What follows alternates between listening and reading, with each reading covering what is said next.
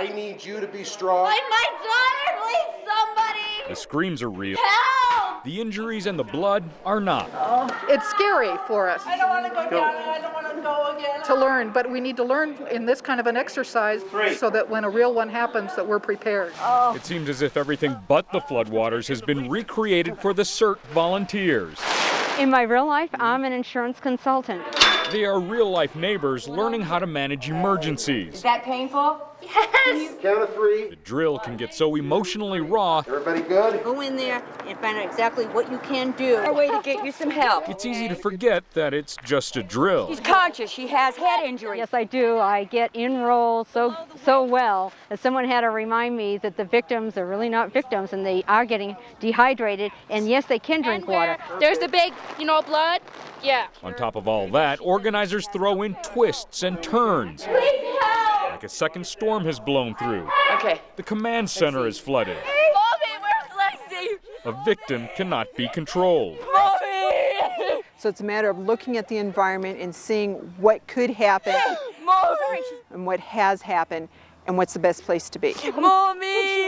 The team deals with everything that could happen. Okay, let's put you on the grass. So having the exercises helps to get them used to seeing the blood, hearing the screaming, seeing the bones protruding, so that when something happens in real life, they click more into automatic mode instead of having to think. Arturo Santiago, CBS 4 News. I'm glad you guys are okay.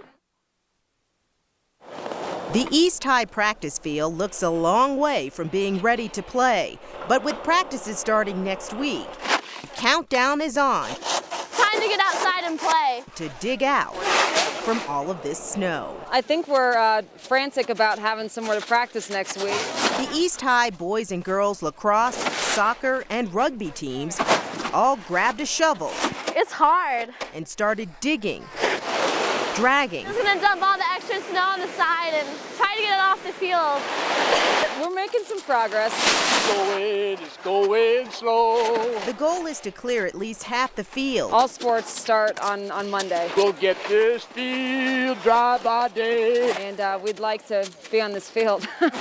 But uncovering the green underneath all of the white is a challenge. The school is concerned about ruining the new turf, so no machines Because they're afraid that it's going to tear it up. or metal shovels allowed. It'd be a lot easier if they threw a snowplow on here. We're just doing, manual labor here. I don't know how far we'll get today.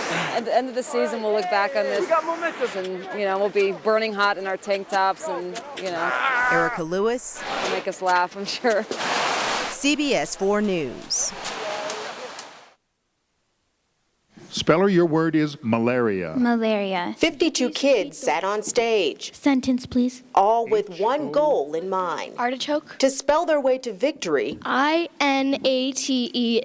in the Daily Camera's regional spelling bee. Sarcasm. In preparing, Meticulous. students have to be, what's the word? Meticulous. The 7 to 14-year-olds each won their Boulder Valley or St. Vrain schools contest to get here. Quesadilla. There were veteran spellers like Maitre Gopalakrishnan. she's going for her 4th title in a row. Any advice? Simile. I just try to stay calm and just clear everything out of my mind. SIMILE.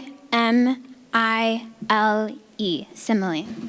And for others, it was their first time in the spotlight. During it, I was really nervous. Nervous family and friends also tried to pass the time. I could hear fine, and I just needed to do something with my hands. Some kids had to talk it out on stage. Some people have got out. It's okay. For others, there was no hesitation. ORTHODOX. With every chime, someone was eliminated. But for one lucky speller, SUBTERFUGE. Subterfuge. silence will be their golden ticket to a national stage. Erica Lewis, CBS 4 News. The Mack truck has been an American institution for generations, a symbol of American pride, know-how, and the can-do spirit that keeps its customers coming back for more. Their grandfather drove a Mack, their father drove a Mack, uncles, grandfather's friends, they grew up with the business. And since 1932, the icon of the brand, that famous Mack Bulldog, has stood out on the front hoods of every Mack truck to ever come out of this Allentown, Pennsylvania plant. But some 35 years ago and 1,700 miles away, another Mack story was developing as a Colorado housewife. My name is Patsy Herman. Fell in love with the trucks and the Bulldog in particular. The dog has always been a special thing for me because it came from my husband Jerry, who passed away 31 years ago. And he got me that first dog. At the time, she and her husband wanted to start a trucking company. They couldn't afford the Mack truck they wanted, so they bought the Bulldog instead, a down payment on their dreams. Even though someone is gone, they live on, and the traditions live on. Years later, Patsy's son Shane would start his own trucking company. A goofy idea, staring at that Bulldog all day long. He just stares at it every day. Told my mom, somebody needs to make an outfit for it. He just looks naked. And in my mind, I'm thinking, well, now let's see, how could we make an outfit for that dog? They're fairly simple to put on. Well, from then on, it became an obsession. No, really. It became an obsession. That's how it started out. She started experimenting with material.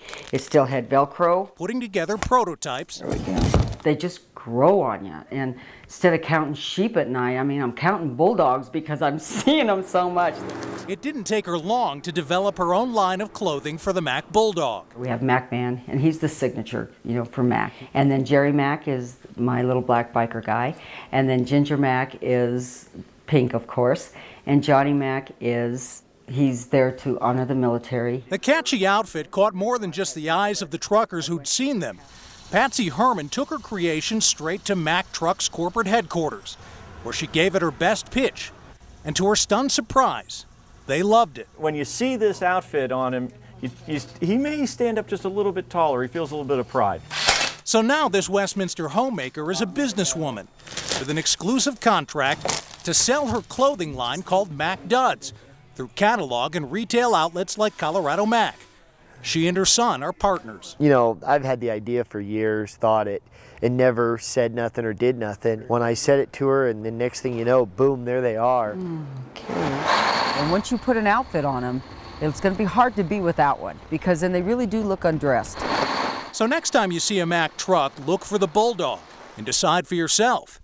Is it better bare or better dressed? They just take on a personality and a character. Raj Chauhan, CBS 4 News.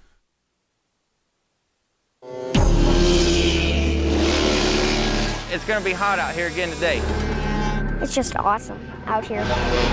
It's kind of scary. They're extremely fast. These spikes are capable of hitting speeds over 70 miles an hour. Well, I'm racing it. A mini motorcycle. It's a miniature crotch rocker. It's just odd to see one of those guys on one. It does take a little bit for an adult to get on it. First of all, because they're big and tall. Big guys on little bikes. A lot of people don't understand it, but it's fun. It does look funny to some people, but it really is a blast. 40, 50 miles an hour when you're a foot off the ground.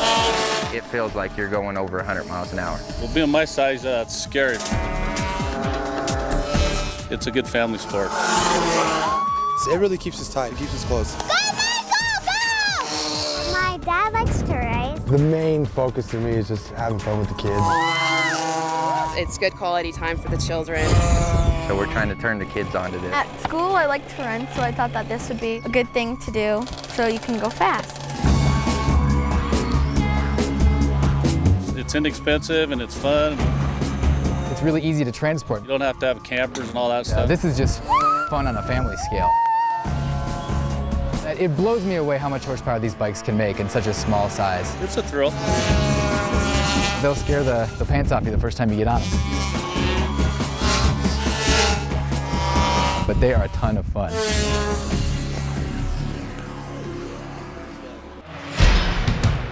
Is it too little, too late? I don't know. The Rockies are 4.5 games back with 12 games to go.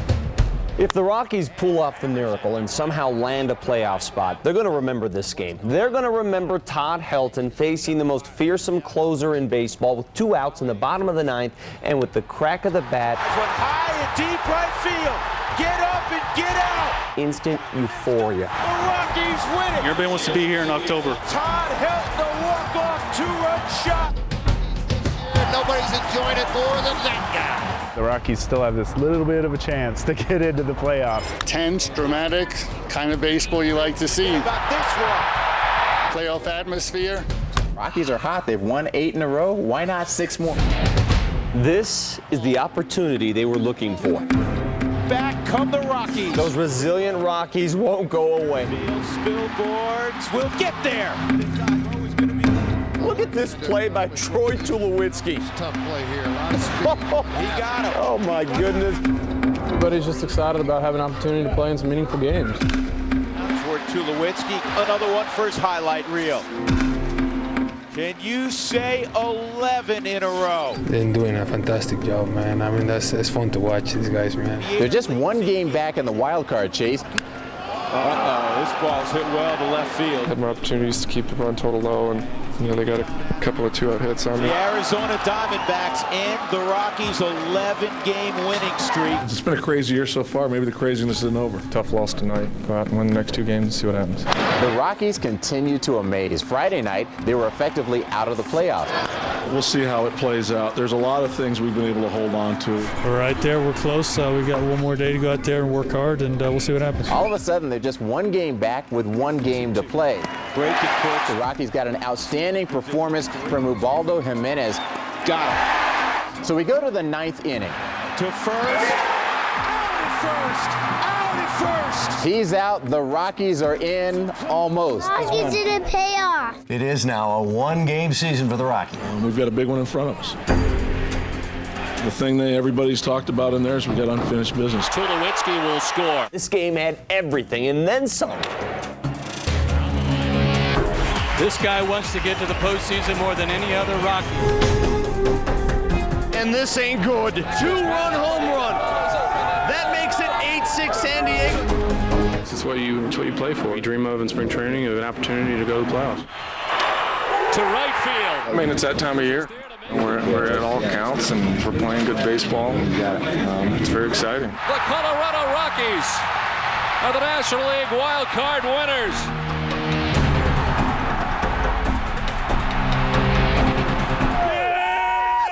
We've been Rockies fans for years and years, and we always knew they could do it. Jeff Francis was nails. 8th inning. Holiday does what MVPs are supposed to do. I was just looking for a pitch to drive. My mindset was look for something you can hammer. And the Rockies take game 1 of the series. Today they turned a close game into a blowout. A grand slam for Kaz Matsui.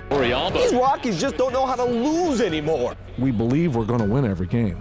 They are 1 win away from the National League Championship Series. Breaking ball for strike 3. The Rockies have thrived in the spotlight. Strike 3 call. I didn't think he could top last Sunday's performance, and I think he did. Swing and a miss.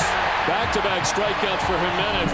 The Rockies have captured the imagination of the state. He does, can't get it, it's by him. Every game they deliver a different hero. Last night it was Jeff Baker. Garrett Atkins from third puts the Rockies on top 2-1 in the last of the 8th. On the ground right side, Matsui to first. The Rockies celebrate as never before. They advance to the NLCS.